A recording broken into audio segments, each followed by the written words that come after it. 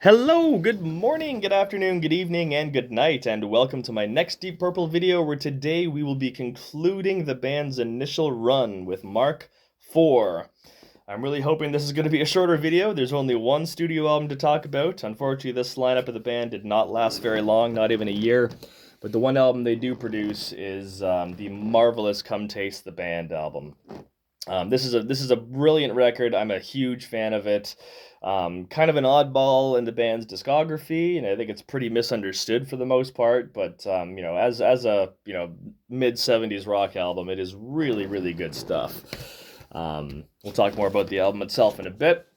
We'll talk about the band for now. So, of course, Mark IV is the first lineup of the band to feature a guitar player who was not Ritchie Blackmore. Instead, we have Tommy Bolin on lead guitar. And the rest of the band, we've got John Lord on keyboards, Ian Pace on drums, David Coverdale on lead vocals, and Glenn Hughes on bass and other lead vocals. So the big element of this is Ritchie Blackmore's departure. Pretty much goes without saying, Ritchie was not a big fan of the Stormbringer album. He was not too enthused with the kind of funky and the soul influences that were coming into play. By 1975, he's pretty much totally disinterested. January '75, that's when he initially hijacks Ronnie James Dio's band Elf and uses them to record the Black Sheep of the Family single. That's a song that he wanted to cover for the Stormbringer album, but the band wasn't too keen on it. So he just went and took Ronnie's band and put that one together. Ritchie plays his final show with Deep Purple in April of '75, and then by June it's announced publicly that Ritchie is out and Tommy Bolin is in. But Tommy Bolin is a very, very interesting character. I think he was a brilliant choice for Deep Purple to choose as a replacement guitar player. I mean, obviously replacing Ritchie Blackmore is no easy task. They got to find somebody with, a certain level of technical ability, but also someone who's going to, perform with a certain amount of showmanship and, have the right attitude to join in. And I think Tommy Bolin, he hits those two parameters brilliantly. Unfortunately, he also brings some negative influences into the band, which we'll talk about a little bit later. But overall, that's probably the only guy that would have fit the bill given the context of the times. And Tommy was a really young guy. I mean, I think he was 23 when he joined the band, but he'd already developed a pretty notable reputation in the music world. Tommy is, of course, American. His first band, his first kind of notable band, I guess, would be Zephyr or Zephyr. Not exactly sure how to pronounce it, but he toured with them in the late '60s, early '70s. He also did some records with the James Gang, which is really cool. For me, the most notable pre-Purple thing that Tommy did was Billy Cobham's Spectrum album. He's a session guitarist on that record. It's a brilliant fusion record, and Tommy lays down some amazing guitar parts on that. It's really, really, really good. So even though Tommy's really, really young, I mean, he was he was already kind of a star in his own right, or certainly a rising star at least. So when I think the band initially wasn't too keen on carrying on without Ritchie. I mean, John Lord on record has gone saying that he probably should have quit when Ritchie did. They had a good run, sort of thing. I think Ian Pace is kind of on the same page. Even Glenn Hughes seems a little bit skeptical as to whether they could or should continue without Ritchie. But David Coverdale, main lead singer, he's, young guy, obviously very enthusiastic about playing in one of the greatest bands in the world, or biggest bands in the world at that time. So he really, I think, is the catalyst to kind of push the rest of the guys on and say, no, we can do this, we'll find the replacement, everything's going to be good. Obviously, the band's management was supportive of that because they wanted to milk as much cash out of that cow as they possibly could. So the decision is made to carry on, and the band is put together. Unfortunately, they actually had to take a bit of a break through July because, or I shouldn't say unfortunately, they probably needed a break. But throughout July, Tommy Bolin was recording his first solo album, and it's not until August of '75 that they actually start putting together the Come Taste the Band album. So it's probably a good enough time to bring it up. So yeah, Come Taste the Band. So like I said, this is it's a strange record in the band's history. I mean, obviously, Mark II is the lineup that solidifies Deep Purple's reputation. Mark III carries the band as they are launched into the stratosphere. And then by the time Richie leaves, it's really the new guys that are pushing the band at this point. It's Coverdale, Hughes, and Tommy Bolin that are really pushing things forward. And at this point, Hughes and Coverdale were only in the band about 2 years. And it really seems to me that John Lord and Ian Pace were just kind of along for the ride at this point. So it's strange in that ever since Mark III kind of splits off from the initial Mark II stuff, we kind of end. It's almost like an alternate history of Purple.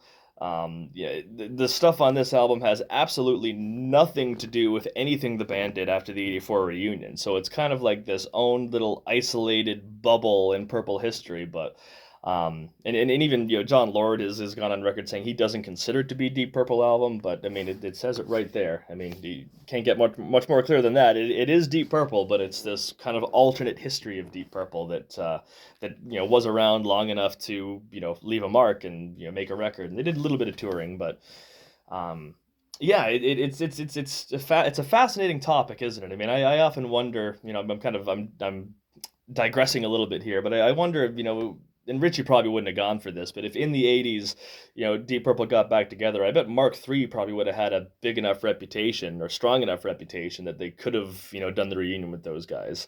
But like I said, Blackmore would have no interest with the kind of funky soul influences that Hughes brings to the table. But if that was the case and Mark III comes back in the '80s, then that's a completely different history of Deep Purple. Gillan at that point would not be considered like Deep Purple's singer. So just some interesting thought candy there. But anyway, I've digressed far enough. We're talking about Come Taste the Band here. So like I said, it's the young blood that's running the show more than anything. They get into the studio, and Bolin contributes a huge amount on this record. And I think Bolin and Hughes in particular, they got really really close. Probably not for the best reasons. Like this is the one period in the band's history where they do become a little bit more druggy.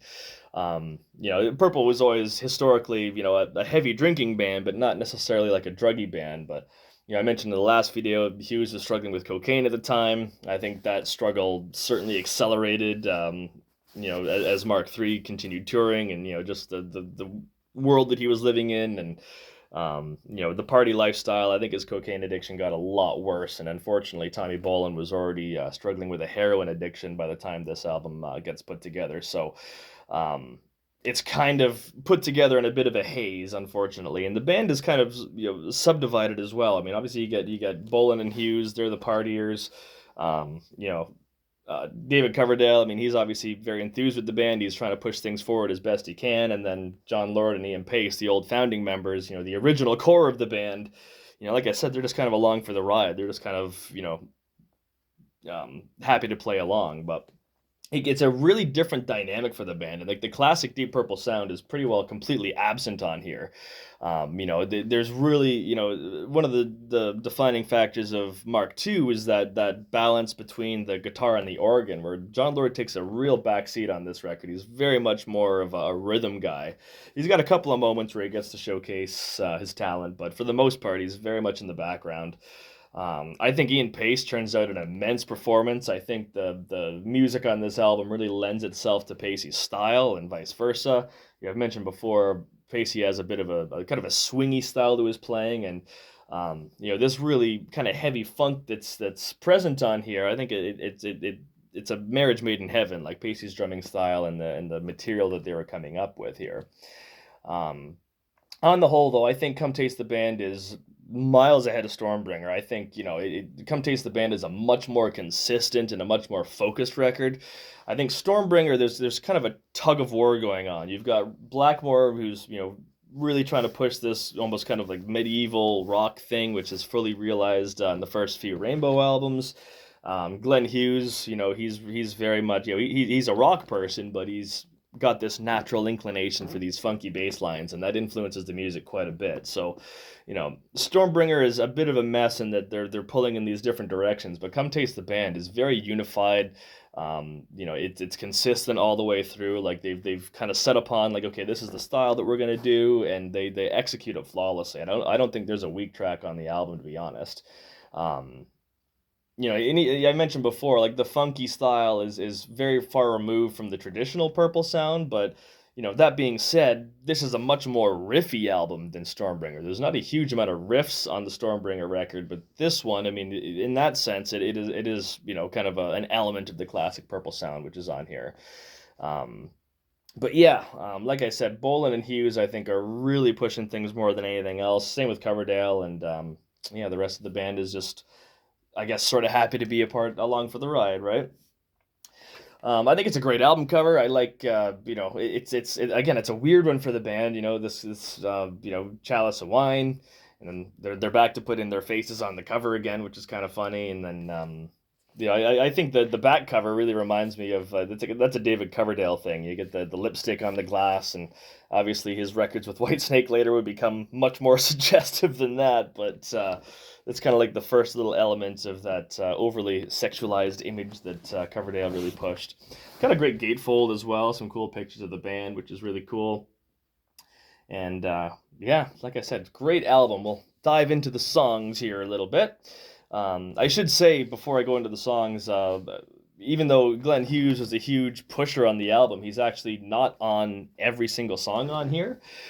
He actually did leave the band a little bit prior to the end of the recording sessions to kind of sober up. He goes to rehab. Unfortunately, it's not successful on the first go, but he is absent on at least one track, and that is the opening track. So the opening track is Coming Home, first track on side one. And like I said, no Glenn Hughes at all. The bass is actually performed by Tommy Bolin, and the backing vocals are also produced by Tommy Bolin. And it's a great song. It's a kind of a classic bit of rock and roll sort of a number. I love the big explosion at the beginning. We hear some really wild guitar effects from Tommy Bolin. Bolin was much less shy about using effects than Blackmore, so there's kind of different elements on there.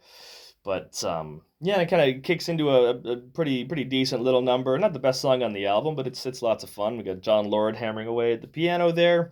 Um, Coverdale turns out a fantastic vocal performance on here. Like I said, we got Bolan doing the backing vocals on the chorus. And yeah, I think it introduces the album quite well. It's probably not as funky as some of the other stuff, but that's more probably to do with Tommy's guitar, Tommy's bass playing.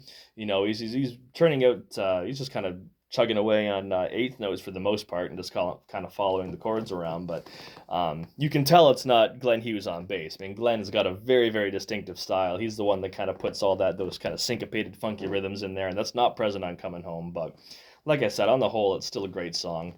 And we're kind of introduced to a new vocal element that's on this album as well. I mean, the one of the hallmarks of Burn and Stormbringer is Glenn Hughes and David Coverdale trading vocal bits. Glenn would do a verse, David would do a verse. They do some great harmonizing.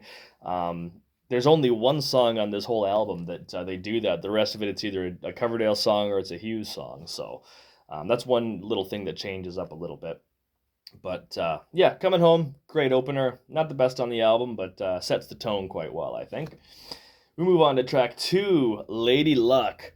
This is a fantastic song. I'm a big fan of this. I think some people would consider it kind of filler, I guess, but I disagree. I think it's really good.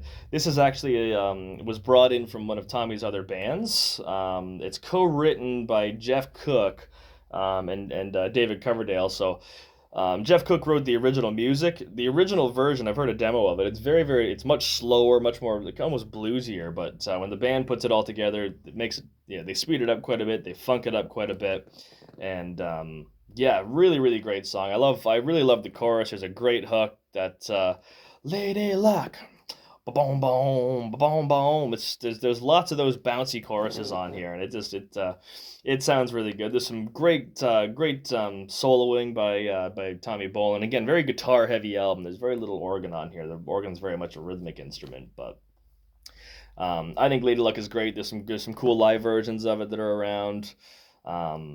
And again, it's a shame that this one hasn't. There's no one really around to play this kind of stuff. I'm not sure if Glenn Hughes plays anything from the Come Taste the Band album at all, but I'd love to hear Lady Luck performed live by a band. It's a great song. Really short too, not even 3 minutes long. Just a quick punchy little number, but yeah, I like it a lot. Track three. This is one of the highlights of the album for me. We get Getting Tighter. And this is where we kind of see the Bowl and Hughes thing. I mean, they like you can tell by the interplay between the bass and the guitar that these guys were buddies. These guys were hanging out a lot and partying a lot as well. But fantastic riff and nothing that Richie would do. You know that bam bam chicka bam bam chicka down down chicka down chicka down down chicka bam bam chicka down down. Super funky, but it's still rock. It's still heavy, right? I mean, the whole album is consistently heavy, which is really good. Um, and this is the Getting Tighter is sung by Hughes, so this is one song where it's all Glenn. And it's just so groovy. I mean, again, the chorus has got those really great shots, getting tighter all the time. I didn't do that in the right sequence, but that you know what I'm talking about. So catchy, so hooky. It's got it all. I really like the middle section in it as well. It goes into like this halftime funky thing, and it gets really kind of jangly. And again, another great display for Tommy Bolin there. He puts down a great, playful, fun little solo in there, and then it winds its way back up to that fantastic riff. And yeah, just one of the highlights of the album for me as well. I really like the drumming that Pacey does towards the end, where he does that boom boom chicka, which is a cool little rhythmic element that gets put in to kind of round the song up as it comes to an end. And yeah, Getting Tighter is fantastic. Can't go wrong with that one. Another one I'd love to hear a band play live. We move on to track 4. We get Dealer. Another great song. Not one of my favorites on the album. This one, I mean, if there's a generic sound to this album, this one is probably it. Very weird riff. It's almost kind of, it doesn't really fully manifest until the bass comes in. But very groovy, again, very funky. Love the bass line. Boom, boom, boom, boom. Like I said, the first time the guitar riff comes in, it sounds. I mean, he's playing a very similar figure to the bass line there, but it's not defined until Glenn comes in. But it's a good song. This is one song that kind of deals with the unfortunate stuff that was going on behind the scenes. Coverdale put this together. I mean, obviously, Dealer is a reference to the people that were supplying Glenn Hughes and Glenn Hughes and Tommy Bolin with the bad stuff that was causing problems. But it's got a good chorus. I'm a big fan of it. Tommy Bolin gets a little lead in here as well. There's the little middle section where Tommy does some vocals. Tommy's singing style is very similar to Glenn Hughes as well, but it's not doesn't quite have the power that Hughes does. But still great little vocal nugget from Tommy Bolin there. And it's an all right song. It's probably one of the more average songs on the album, like I said, but still decent stuff. Side 1 wraps up with track 5, I Need Love. Another riffy song, but it's a riff that Blackmore would never come up with. Again, super funky, super mid-70s too. I mean, you always hear that kind of fusiony thing with boom ba-doom, boom ba-doom, boom ba-doom, boom ba-doom. And you got Ian Pace slamming down on the floor tom to really accentuate the backbeat, which is cool. I really like the chord changes in the verse. It has this kind of really bouncy, happy riff for the main part of the song, but that boom boom boom boom. That's a really cool verse pattern to go there, which is really cool. Kind of goes through the song. I like how they bring things down towards the end, and I think Glenn's got some kind of, I don't know if he's using a wah, he's using some kind of funny effect on the bass when it tones down towards the end, and we get that little tighter groove, with Bolin soloing over top of it, and really, really cool. The backing vocals on it are really interesting too, because that's something that Purple would never really do again, and again, that's very typical of the that mid-70s funky vibe with I Need Love. It's almost like a disco thing to a certain extent. I mean, this is kind of when disco was starting to come around, but it still retains those essential rock elements. It is obviously still a rock album, but yeah, I Need Love is really cool. I'm a fan of that one. Rounds up the first side quite nicely. Then we flip the record over, look at the suggestive lipstick, and we get side 2, which opens with Drifter. This is another one. I mean, it's the two D songs, Dealer and Drifter, that I feel are kind of perhaps on the lower end of the spectrum. But it's still decent song. It's not just not as quite as good as some of the others. Very riff based. The guitar riff's a little bit more defined on Drifter. Boom, doo, doo, doo, doo. Boom, doo, doo, doo, doo. Doo, doo, doo, doo, doo. Ba, ba, bow. And it's cool. I like when the chorus comes in. Pacey does the four snares on the four count, which is really cool. There's a really I like even though Lord isn't soloing or showing off as much, he does a lot of cool little rhythmic patterns, and I really like the keyboard pattern during the chorus on there. And yeah, it's a decent song. Again, not one of my favorites, but it belongs on the album. It rounds the album out. It's all part of the album's journey, so obviously it gets to go there. Drifter's a decent track for sure. Then we get the next song on the album, track 7 overall, second song on side 2. We got Love Child. This is another highlight for me, even though there's some parts of it that I laugh at because there's something about David Coverdale's delivery of some of the lines. Ian Gillan is his lyrical style and vocal style. I mean, I've mentioned before, it's almost kind of sardonic, and it's there's a weird slight element of sarcasm, but there's deliberate humor in Ian Gillan's lyrics. Whereas the line that always cracks me up on Love Child, it's on the first chorus. And Love Child, driving me wild, always teasing me. It's it's not that the line is particularly funny. It's just how Coverdale delivers it with that real guttural voice that he has. There's something about that that's really funny. But on the whole, I still think it's a fantastic song. I really like the riff. Again, very riff based. It's a slow riff, and it kind of takes a couple of bars to develop. It's not one of those quick riffs that just kind of makes its statement and then repeats. It's slow, it's churning, it's kind of got a bit of a melody to it. Boom, doom, doo doo doo doo doo doo doo doo doo doo doo, which is cool.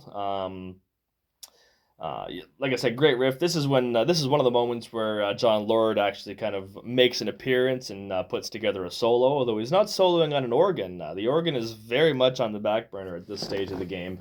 It sounds like he's playing a Moog synthesizer, but puts together a really cool little solo there over the bum ba don't bum. Oh, never mind. That's the I'm doing the I Need Love riff. But it's a cool solo towards the end, and it's nice that John Lord does get a little moment there, which is neat. We move on to another highlight of the album. This is weird because it's a medley, but it's definitely two distinct enough pieces. But we get This Time Around coupled with Ode to G.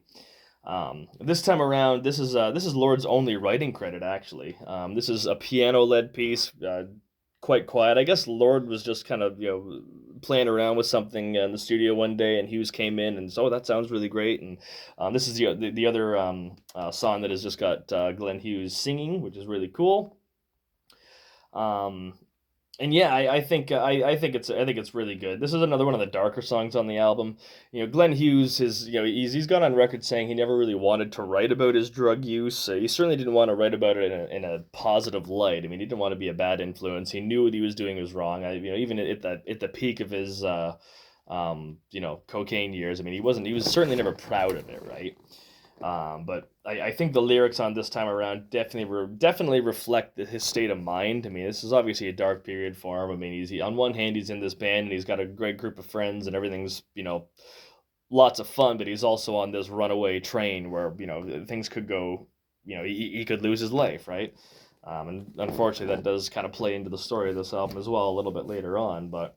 I think This Time Around is really good, very haunting.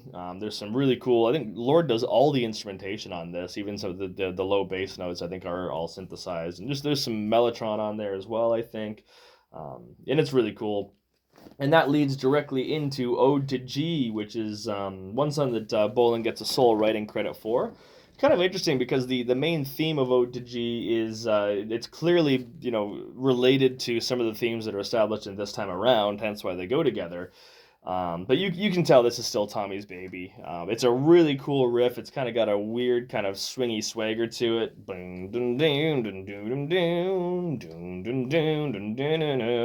I think Pacey's doing like a 6/8 thing behind it, which is pretty cool. And it goes through a couple of little variations, it goes staccato for a little bit, and there's some really cool guitar playing on there, and Yeah, again, it's so interesting. I mean, this is a Deep Purple song. I mean, again, it says it right on the cover right there. But absolutely nothing to do with anything else that Deep Purple ever did, kind of before or since, really. So it's like I said, this whole era belongs in this weird little historical bubble. But hey, we're all glad that it still exists because it's great stuff. So yeah, after the epic ode to G, we wind our way to the final track of the album, a song called "You Keep On Moving." This is a fantastic piece. Again, it's so far removed from the classic Purple sound. I mean, this is absolutely nothing like anything that Mark II recorded. Interestingly, I think this song was written around the formation of Mark III, so late summer, early fall of '73. Coverdale and Hughes put this song together. I mean, obviously they were the brand new guys at that time, and I would assume they're trying to putting something together to kind of prove their worth.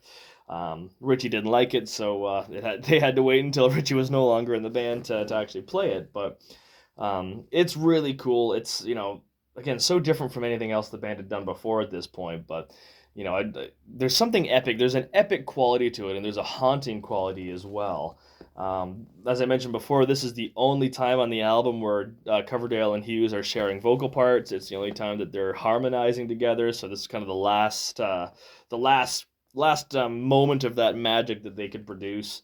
Um, Again, very haunting. Like I love that kind of that low bass line that kind of starts things off, and Pacey's just kind of clicking away on the hi hats. I like how the song kind of builds and gets much more dynamic and much bigger, and then it winds its way back down again. It's a really really good song. And even though it's technically not an epic, there's something about the song that has an epic quality, and like I said, it's given the totality of circumstances surrounding what happens to Mark IV, there's something very haunting about it, and it's a beautiful song, great piece.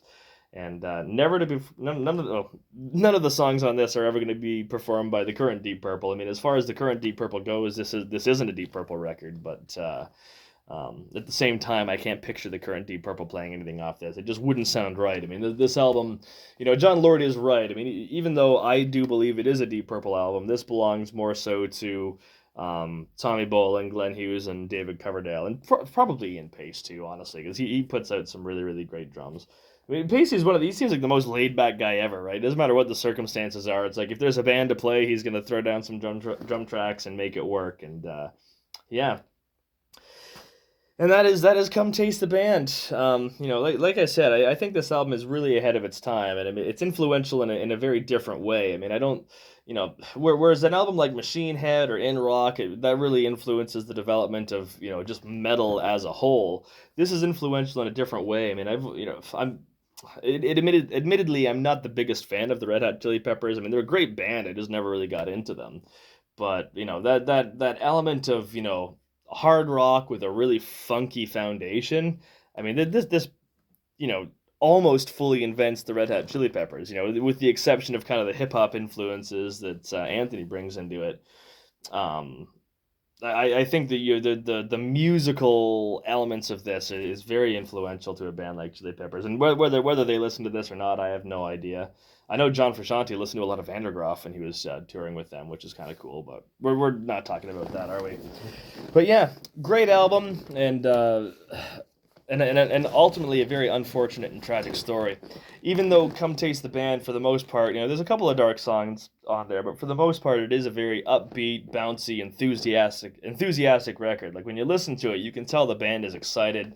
They've got this immense challenge of trying to prove themselves without Richie Blackmore, but they're grabbing the bull by the horns, and like there's all this enthusiasm that's taking place. But ultimately, the story of Mark IV is just not pleasant, to be totally honest. So the album comes out in November, and I guess the management, obviously they knew that audiences might not be receptive to a new guitar player. Richie was a huge star in his own right at that point, so they were a little bit cautious. And it seems kind of weird because like the management's initial idea is like, let's do kind of like a warm up tour to kind of test the waters and see how the audiences react, and they wanted to do it somewhere that was kind of far away from their, I guess, main market. So they do a big swing of like the far eastern countries. Um, so that's, I think it starts out in Hawaii, then they're in New Zealand, Australia, Indonesia, and Japan. And that the idea is that this is to test the waters to make sure that the band is going to be viable to put on the road in like the Western world. And this Eastern swing could not possibly go worse. It's an absolute disaster for pretty much from all angles. And of course the management says, "Oh, that's good enough," and they still put them on the road in the States. And eventually they do a short tour of the UK, and then by March of '76 they call it quits. But the unfortunate stuff that happens during the Eastern swing when they're in well, the real bad stuff happens in Indonesia. So I guess the Indonesian trip wasn't initially planned, but when they're in Australia, they got a promoter in Indonesia says, "Oh yeah, you come play a couple of shows." Like they offered them all this money. They thought, "Oh, this would be a good idea. Make a little extra cash on our way up to Japan." But it's just a total disaster. This stage, 1975, late '75, Indonesia is basically run by the military, and there seems to be a lot of sketchy stuff that's going on. I think they do two shows there. They're these big open air shows, and the crowd gets restless, and they kind of end up going at it with the military, and it just turns into a big riot. Things get really ugly. People are hurt, and all this other really sketchy stuff happens as well, which ultimately ends in tragedy. The circumstances surrounding this whole era are kind of unclear, but um, one of their bodyguards somehow falls down an elevator shaft, and eventually dies. And then like the Indonesian police are trying to, hold the band, saying that they're responsible for this murder, and then other members of the band think that the security guard was murdered deliberately so they could do all this other stuff and try and extort as much money from the band as possible while they were in the country. Again, it's a very fuzzy story, but ultimately it's awful because security guard loses his life in the middle of all this. Um, and then when they get to Japan, there's other conflicting stories about what happened here, but Tommy Bolin is severely compromised.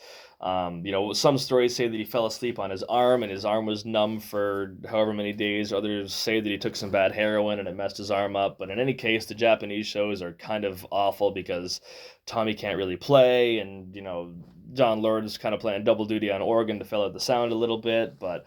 Like I said, the Eastern swing is just a total disaster, and then for some reason the management says, "Oh, that's fine, just keep going on the road again." And they do the swing of the States and a short swing through the UK, and I guess the shows at this stage, when they're in the States and the UK, it's very very hit and miss. Some nights they're really on, some nights Hughes is on a bad night. I guess the very last show, I mean, Hughes came up to the audience at the end and said, "Oh, sorry, we played a bad show. Our bad. We'll do better next time." And obviously, the rest of the band took exception to that because they're trying their best to keep things together. And Hughes is so invested in this, kind of party lifestyle, unfortunately. And I guess after this show, the Ian Pace and John Lord look at each other and say, "No, we got to call it quits. This is getting out of hand." And I think they were concerned that they were hurting Purple's reputation to a certain extent. And shortly after that, famously, David Coverdale comes in and says, "I've had enough. I quit the band." And then Pacey and Lord say, "Unfortunately, there's no band left to quit." And that's it for Deep Purple Mark IV, and that's it for Deep Purple in the '70s. And yeah, it's an unfortunate and tragic way for the band to end. They basically just went too far, and the whole thing goes off the rails. And that's it for Deep Purple. And then 8 years later, they come back for Perfect Strangers in 1984 with the Mark II lineup. And once Mark II comes back together and they kind of relaunch their career, that effectively I don't want to say it doesn't erase Mark III and IV, but it kind of cuts it off, and Mark III and IV suddenly become this isolated little bubble, which is fantastic and should be celebrated. And I think it'd be a great cover band. I'm sure there's cover bands out there that just focus on Deep Purple from '74 to '76, but '75, I should say. But yeah, the next video on Deep Purple, we'll be talking about the reunion, and we'll go back to Mark II, and we'll go from there. So thank you very much for listening. I hope you enjoyed it. Please like, comment, subscribe, all the rest of it, and yeah, stay tuned. You'll see more in the future. Take care. Bye-bye.